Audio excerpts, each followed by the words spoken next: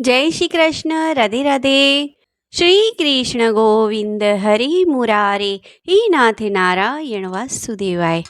મિત્રો, આ ચૈત્ર માસમાં સાંભળીએ ઓખાહરણ વાર્તા ખંડ બીજો, ઓખાની વરદાનનો લાભ માનો બીજો ભાગ। જો તમે ચેનલ પર નવા હોય તો આ ચેનલને સબસ્ક્રાઈબ કરી દેજો, જેથી તમને આગલી વાર્તાઓનું રસપાન આવી રીતે મળતું રહે। જય શ્રી કૃષ્ણ। રાધે રાધે। ઓખાની વરદાનનો લાભ। ઓખાના નેત્રો આંસુઓથી ભરેલા રહેતા હતા। તેના શરીરમાં આવાસ વધ્યો હતો। કામદેવના સંતાપથી પીડિત તેના હૃદય પર સખીઓ વારવાર શીતળ પ્રાપ્તિની કંદના ચૂર્ણો ભભરાવતી રહેતી। વારવાર તેના પર પંખાઓ વીંજતી અને સખીઓ ઓખાની વારવાર પૂછતી પણ હતી કે હે ભામિની, તને શાની પીડા થાય છે? તારા શરીરને શું થયું છે? તારી આવી સ્થિતિ કેમ કરીને થઈ છે? હે સુંદર મુખવાળી કન્યા, તને શું જોઈએ છે તે તેનું અમરને કહે। હે મનને આનંદ પમાડનારી સુંદરી, તને આવું દુઃખ શાથી ઉત્પન્ન થયું છે? આ સાંસારિકા નામના મેના પક્ષીઓ તને પ્રિય વાક્ય ઉચ્ચારે છે?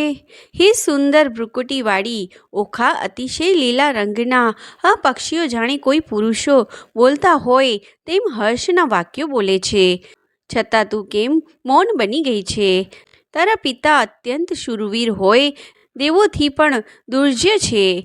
હે શ્રેષ્ઠ વર્ણવાળી ઓખા, તેમની સમક્ષ આ પૃથ્વી પર કોઈ મનુષ્ય ઊભો રહી શકતો નથી, કેમ કે બલિરાજાનો પુત્ર બાણાસુર મહાન વીર છે। તેને પરાજિત કરવો અતિ મુશ્કેલ છે।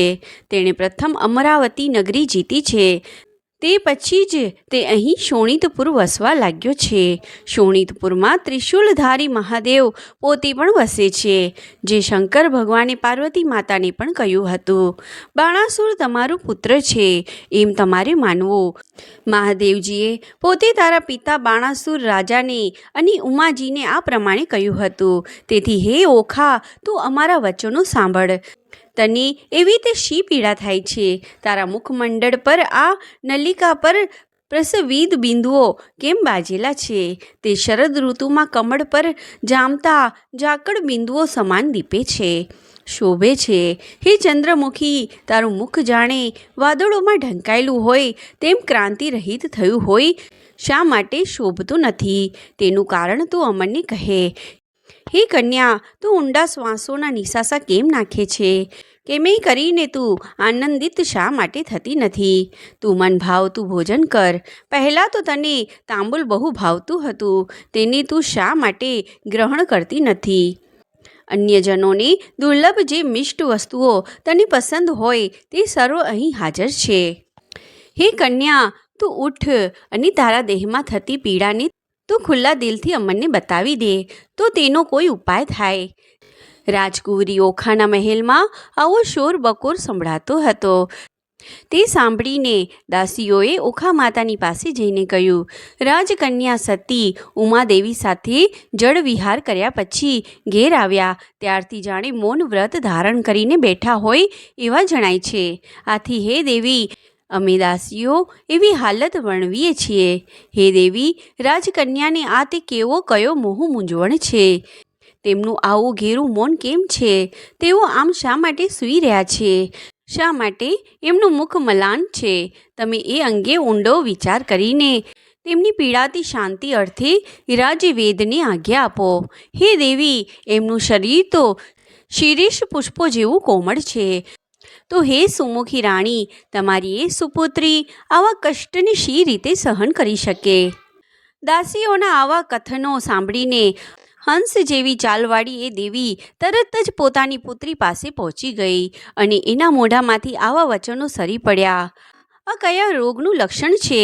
પછી એ સમયે તે રાણીએ ઓખાના કોમળ હાથને કૂણા પાંદડાની આકૃતિવાળા પોતાના હાથે સ્પર્શ કર્યો અને પછી સુભાવથી તે માતાએ ઓખાને કોઈ શ્રમ ન પડે તેમ એનો પરિશ્રમ દૂર કરવા તેની આંગળીઓના ટચાકા ફોડવા માંડ્યા। પછી તેમણે કહ્યું, હે કલ્યાણી, તને શું થાય છે? એવી તે કઈ પીડા તને થાય છે? આ વૈદ્યો એમ તને પૂછે છે। એ રાજકુમારી ઓખા પોતાની સખીઓ સાથે જળ ક્રીડા કરવા ગઈ હતી. ત્યાં પાર્વતીજી સાથે તેણે જે ક્રીડા કરી હતી તેના શ્રમથી ઉત્પન્ન થયેલી આ બેચેની છે, ગ્લાની છે. તેથી તેને વારવાર આળસ બગાસા આવે છે. તેને સૂઈ રહેવું ગમે, માટે તમારે ડર રાખવાની જરૂર નથી. વેદોએ આમ કહ્યું. રાણીએ પૂછ્યું, હે વેદ રાજો, પુત્રી ઓખાના હૃદય પર કપૂર અને બરફયુક્ત ચંદન લેપ કર્યો છે, તેના તરત જ પરપોટા કેમ થાય છે? હે અમાત્યો, આવું આશ્ચર્ય કેમ થાય છે? વળી ઓખાને અતિ બળતરા થાય છે, પરસેવો વળે છે, તરસ ખૂબ લાગે છે, ભૂખ લાગતી નથી, તે માત્ર પ્રલાપ કેમ કર્યા કરે છે? માટે એના રોગનું યોગ્ય નિદાન કરો. વૈદ્યો બોલ્યા. જળ ક્રીડાના વિહાર નિમિત્તે શંકરદેવ પાસે કેટલીક સ્ત્રીઓ એકઠી થઈ હતી. તે સમયે ઓખાદેવી અતિ સ્વરૂપવાન ભાસી રહ્યા હતા. આથી બીજી સ્ત્રીઓએ તેમના પર દ્રષ્ટિપાત કર્યો હશે. તેથી નજર લાગતા આ રાજકન્યાને પીડા થઈ હોવી જોઈએ. માટે રક્ષાના મંત્રેલા પીળા રંગના સરસ્વોથી તથા પાણીથી આ કન્યા પર અભિષેક કરવાથી ખૂબ શાંતિ થશે. વૈદ્યોએ આવું કહ્યું અને રાજમહેલ છોડી ગયા. પણ તે સમયે એમણે રાણીને કોઈ ખાનગી સૂચના પણ આપી કે આ રાજકુંવરીને કામદેવના આવેશથી ઉત્પન્ન થયેલ વ્યથા છે. વૈદ્યોએ જ્યારે આમ કહ્યું ત્યારે માતાએ એ જાણવા માટે ઓખાને કહ્યું.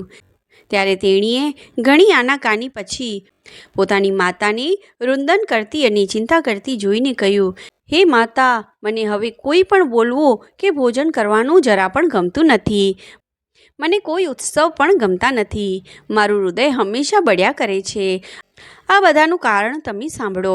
આટલું કહીને ઓખાએ બોલવું બંધ કર્યું. તે સમયે તમામ સ્ત્રીઓએ એકબીજાની સામે જોવા માંડ્યું અને અંદરો અંદર કહ્યું, યૌવનાવસ્થામાં સ્ત્રીઓનો સ્વભાવ લજ્જા અનુભવે છે.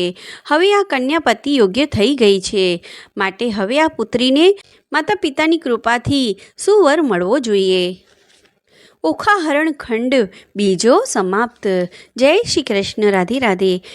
મિત્રો, આ ઓખાહરણ વાર્તા રૂપે ખંડ બીજો અહીંયા આપણે પૂર્ણ કરીએ છીએ. જો તમે ચેનલ પર નવા હોય તો ચેનલને સબસ્ક્રાઈબ કરી દેજો, જેથી તમને આવનારી કથાઓનું રસપાન આવી રીતે મળતું રહે. જય શ્રી કૃષ્ણ. રાધે રાધે.